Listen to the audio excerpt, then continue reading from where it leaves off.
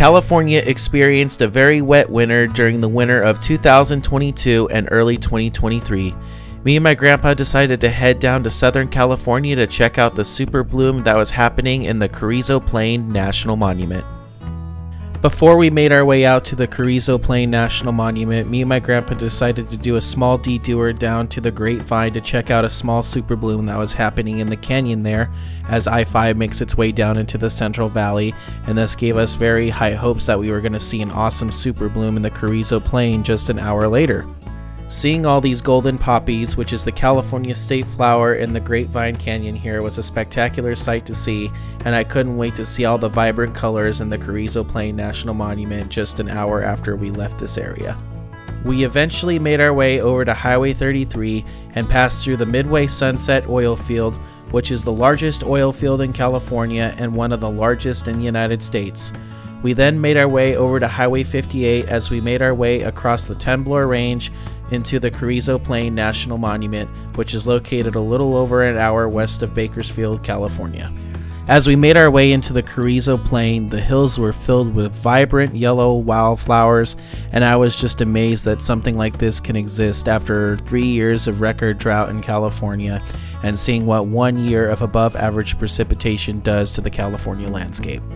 The fastest way to access the National Monument itself is to make a left turn off Highway 58 and make your way down Soda Lake Road. The road is paved the entire way down to the National Monument, and the condition of the road really varies from spot to spot. For the most part though, it was alright and should be okay for most vehicles traveling to the National Monument.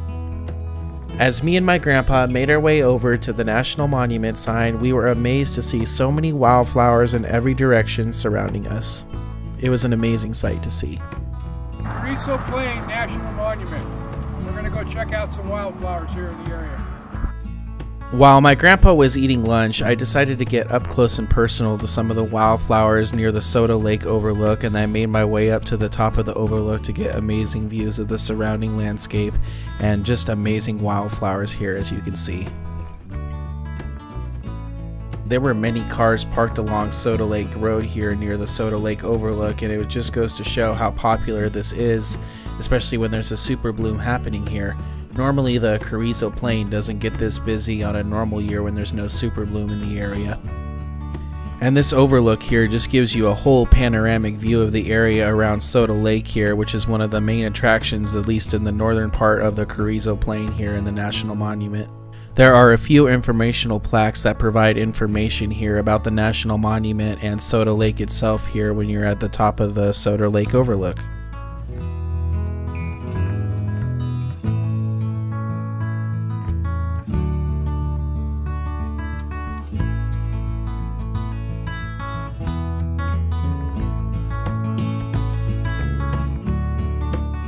When I was on top of the overlook there, I saw a huge super bloom happening on the east side of Soda Lake and then across the Temblor Range out in the distance there. Seeing all the vibrant yellow wildflowers just really put me in a good mood. I read somewhere online that yellow is the color of happiness, and just seeing this just really put me in a good mood. And you could actually see a little dust devil there kind of twirling along the center left of the screen there on the east side of Soda Lake, which I thought was really cool that I was able to capture that there. And I probably spent a good 20 minutes here just taking in the views here on top of the Soda Lake overlook while my grandpa was eating lunch. I really wish he could come up here and see this, because I'm sure he would be just as amazed as I am seeing all these colors up here. And then you can see the path that I followed up here as well. The parking area is very small here and is definitely not made for super bloom tourists like this, so just keep that in mind if you come here during a super bloom. It may be very hard to find parking. After my grandpa was done having lunch, we decided to walk out to the Soda Lake Boardwalk, which runs along the western shore of the lake here. It's about a third of a mile from the Soda Lake Road all the way out to the boardwalk where Soda Lake is.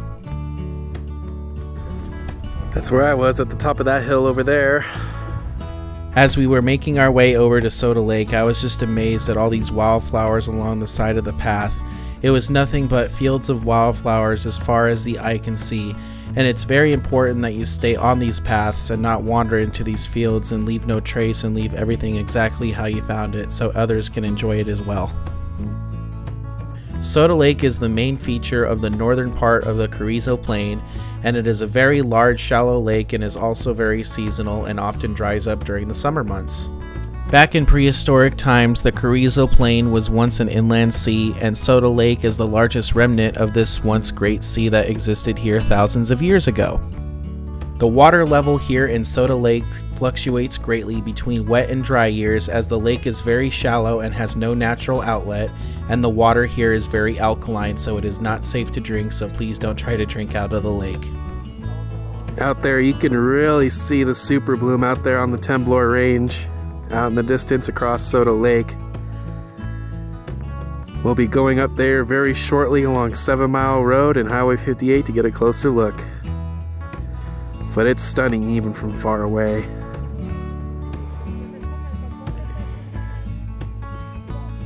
This is Soda Lake right here. As you can see, the water's pretty murky. This is definitely not a freshwater lake here. It is definitely an alkaline lake. Definitely not as salty as something like the Great Salt Lake in Utah, but it's definitely not as fresh as other lakes here in California. What do you think of this area right here at Soda Lake? It's really nice. It's beautiful here. The path out here is pretty good even for someone like your age? Yeah. Yeah? Yeah. What do you think of the super bloom out there on the mountains? Fantastic. It's really nice. We picked a good day to come here too, when it's completely sunny.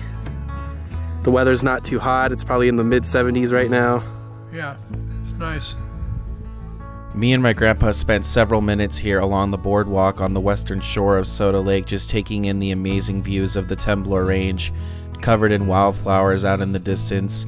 This was definitely a highlight of our day trip here, just taking in the views and just really soaking it all in.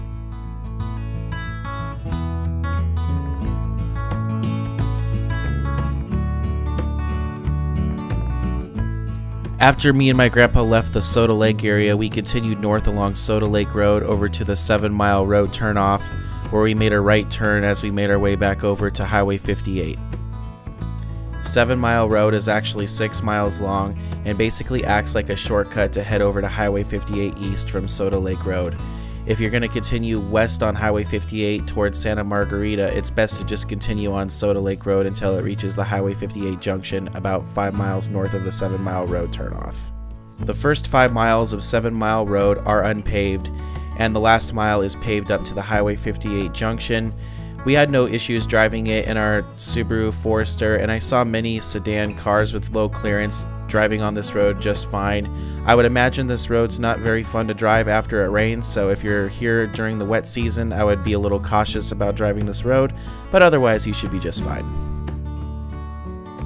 I was able to point my camera out the passenger window here as we were driving along 7 Mile Road, as we just passed through so many fields of beautiful wildflowers here. It was just an amazing sight to see.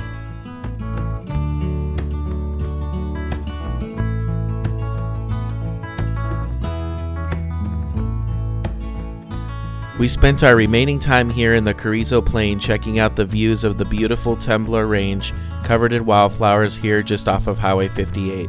It almost looked like an artist was painting the hillside here. It's one of the most beautiful things I've ever seen with my own eyes. It's amazing to see what abundant rainfall can do to the California landscape. Super blooms are pretty rare in California these days, but I highly recommend making an effort to get out here and checking them out for yourself, especially when you have amazing views like this that you don't know when the next time you're going to see them is.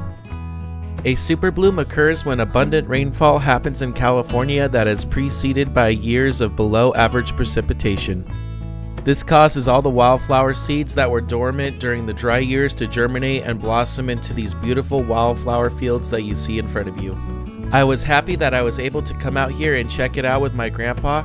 We both had an amazing time here, and it's something that we will never forget.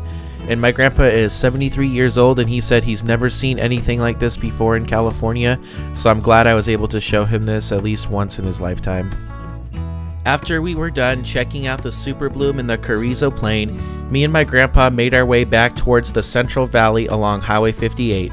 And as we crossed the Temblor range, we saw countless wildflowers on both sides of the road, and it made for an unforgettable driving experience. I have a full video driving on Highway 58 between the Carrizo Plain and the town of McKittrick near the California Central Valley.